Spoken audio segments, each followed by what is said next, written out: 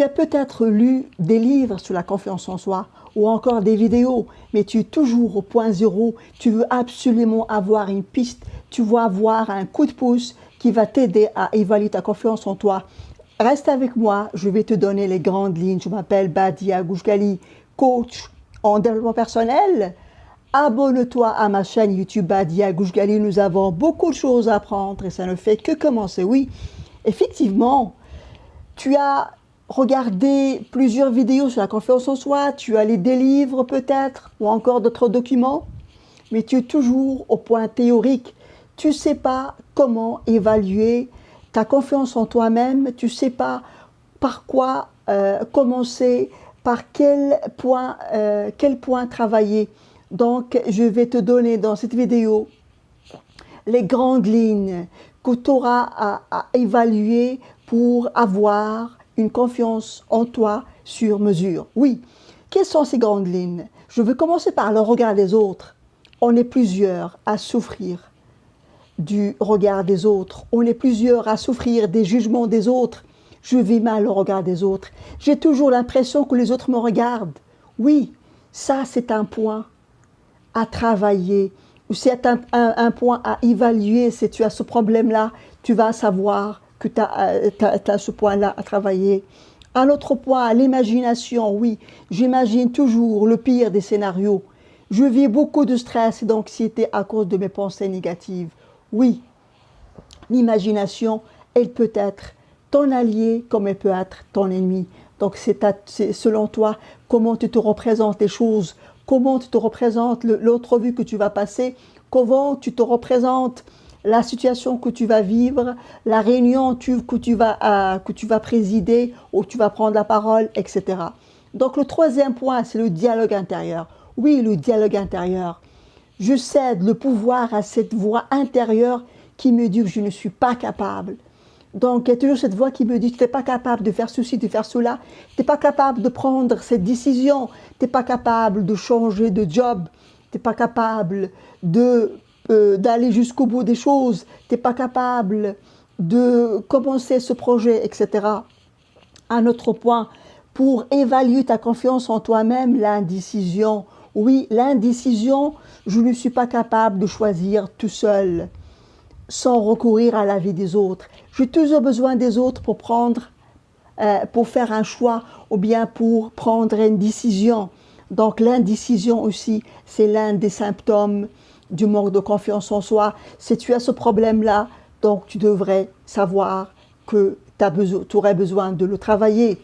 Encore un autre point pour travailler sa confiance en soi, ne pas savoir dire non. Oui, ne pas savoir dire non. Ça, c'est un autre point aussi important que les autres. Et des personnes qui savent pas dire non aux autres, ils ne savent pas dire non au service que leur demandent les autres, même si ça ne leur convient pas, même si c'est vraiment, ça vient d'une situation indésirable, qu'ils ont d'autres projets en vue. Donc la personne qui n'est pas capable de dire non est une personne qui manque de confiance en elle-même. Et c'est toi.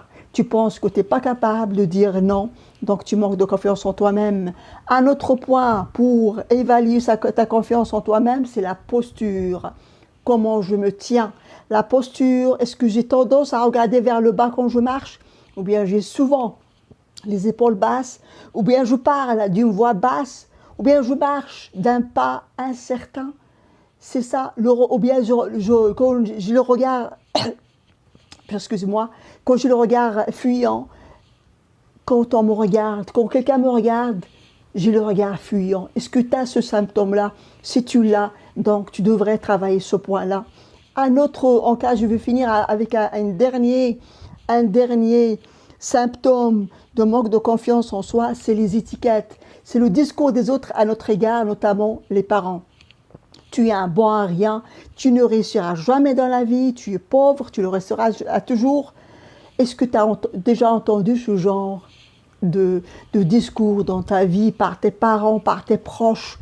Est-ce que tu as cru, c'est ça ce qui compte, est-ce que tu as cru ce genre de discours, ce genre d'étiquette qui t'était adressé à toi? Est-ce que tu es concerné? C'est oui, donc tu devrais travailler ce point pour renforcer ta confiance en toi-même. Et bien sûr, j'avais préparé un document. J'ai préparé un document que je vous trouverai le lien en bas de la vidéo. Un document qui va vous aider, qui va t'aider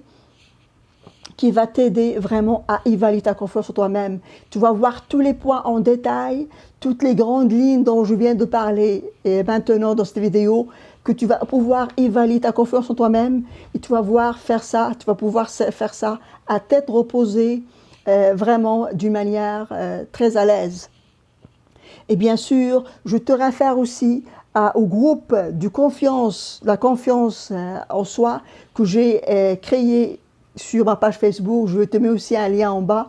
Tu peux trouver là-dessus vraiment des vidéos en direct dans lesquelles j'ai animé point par point les grandes lignes dont je viens de te parler dans cette vidéo. Donc tu trouveras en détail tous les points à renforcer quant à ton manque de confiance en toi-même. J'espère que tu vas passer à l'action, que tu vas penser à évaluer ta confiance en toi-même pour commencer prochainement à travailler ta confiance et la renforcer. Et n'oublie pas, célébrer la vie, célébrer le moment présent. Et je vous aime. À la prochaine.